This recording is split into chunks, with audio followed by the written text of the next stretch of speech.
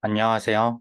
오늘부터 KDD 2023 중 가장 산업적인 논문들을 살펴보려고 합니다. 첫 논문은 바로 우리가 일상적으로 자주 만나볼 수 있는 친숙한 플랫폼인 유튜브 추천에 관한 내용입니다. 이 논문은 콜드 스타트 문제를 다루고 유튜버가 새로운 영상을 업로드할 때 소비자에게 어떻게 하면 빨리 도달할 수 있을까 하는 파이프라인을 제안하고 있습니다. 특히 학습과 서빙의 현실성을 더함으로써 강점이 있는데요. 함께 살펴보시죠. 가벼운 내용부터 들여다보면서 직관과 비즈니스에서 시작해서 어떻게 모델로 연결되는 살펴보도록 하겠습니다. 저는 백종원님을 참 좋아하는데요.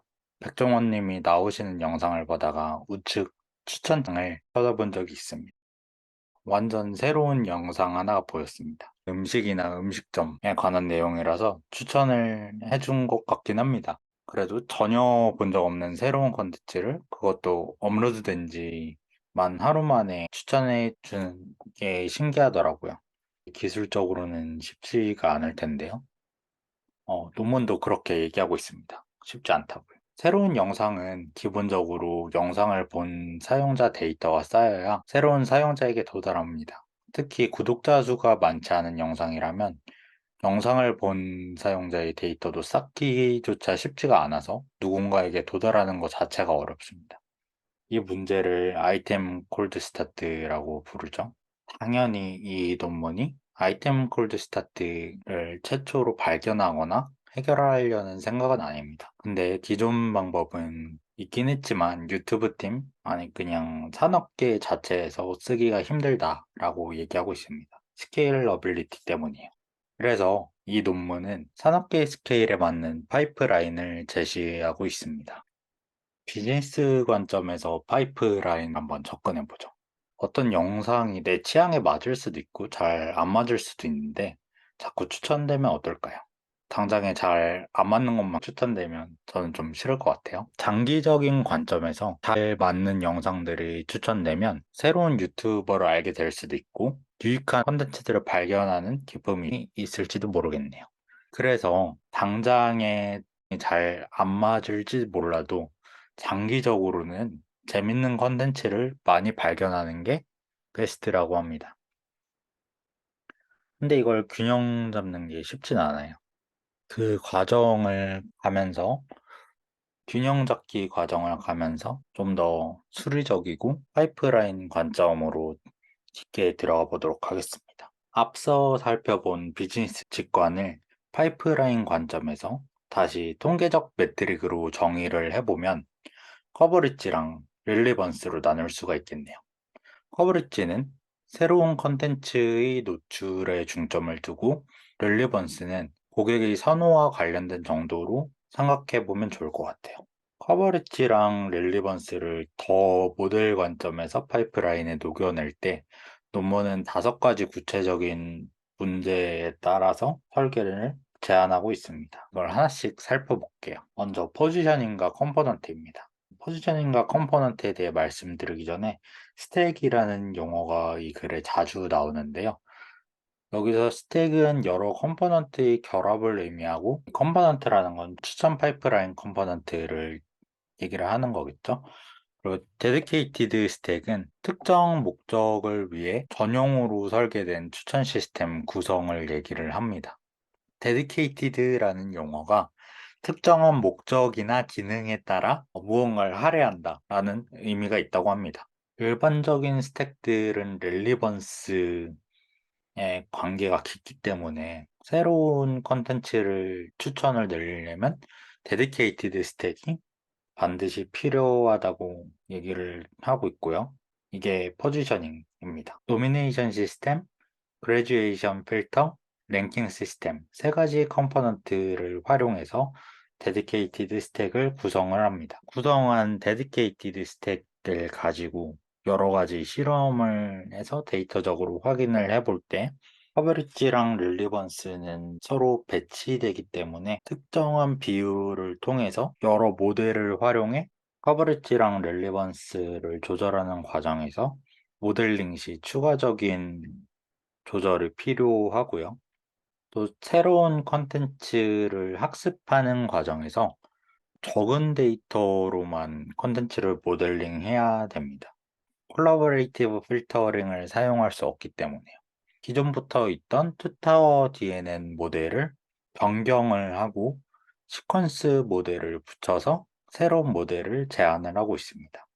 메저먼트라는 건 이렇게 제안한 모델을 실제 데이터에 활용할 때는 기존 A/B 테스트를 사용을 그냥 하면 코퍼스가 유출된 상황에서 유저와 코퍼스의 교호작용이 있는 상황에서 실험이 진행되니까 유저 코퍼스 코 다이버티드 익스페리먼트라는 코퍼스와 유저를 같이 묶어 분할하는 체계를 새로 제안합니다.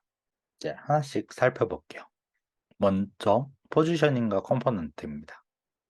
통상의 추천 시스템에서 릴리번스와 꽤 높은 목록들이 맨 마지막에 우리에게 도달을 하게 되는데, 포지셔닝은 기존에 제가 봤던 영상과 조금 별개의 루틴을 통해서 디디케이티드 슬롯을 포지셔닝 하는 과정을 읽었습니다. 이 디디케이티드 슬롯은 몇 가지 조건을 가지고 있는데요. 데디케이티드 슬롯을 할당하는 최초의 목적이 프레시 컨텐츠를 저에게 보여주기 위함이었기 때문에 첫 번째, 새로운 그 컨텐츠가 만들어진 지 일정한 시점 이내여야 되고요. 그러니까 X가 3이라면 이제 3일 이내에 만들어진 컨텐츠여만 하고 Y 포지티브 유저 인터랙션스는 동시에 그 영상을 만나본 유저 수가 특정한 숫자 이하여만 합니다. 왜냐하면 특정한 숫자를 넘어가면 이미 그것도 인기까지는 아니어도 꽤 상호작용이 쌓인 데이터이기 때문에 더 이상 프레쉬로 볼 필요가 없다라는 거죠. 이 디디케이티드 슬롯을 만드는 컴포넌트들에 대해서 살펴보도록 할게요. 먼저 프레쉬 콘텐츠 노미네이터입니다. 프레쉬 컨텐츠 노미네이터는 기존의 투타워 DNN을 변경하는 작업이 시작되는 구간인데요. 우측 하단의 그림은 2019년 렉시스에서 발표된 기존의 투타워 DNN 아키텍처입니다. 이 투타워 DNN은 쿼리 타워라는 것과 캔디데이트 타워라는 게 있습니다. 쿼리 타워는 유저 레프레젠테이션을 학습하고요. 캔디데이트 타워는 아이템 레프레젠테이션을 학습합니다. 캔디데이트 타워에서는 유튜브 비디오 피처를 아이템 피처로서 학습합니다. 쿼리 타워는 인터랙션이 쌓여야 만들어지는 거죠. 이렇게 쿼리 타워와 인터랙션 타워를 통해서 제너럴리제이션을 한번 하는 과정이 있었는데요.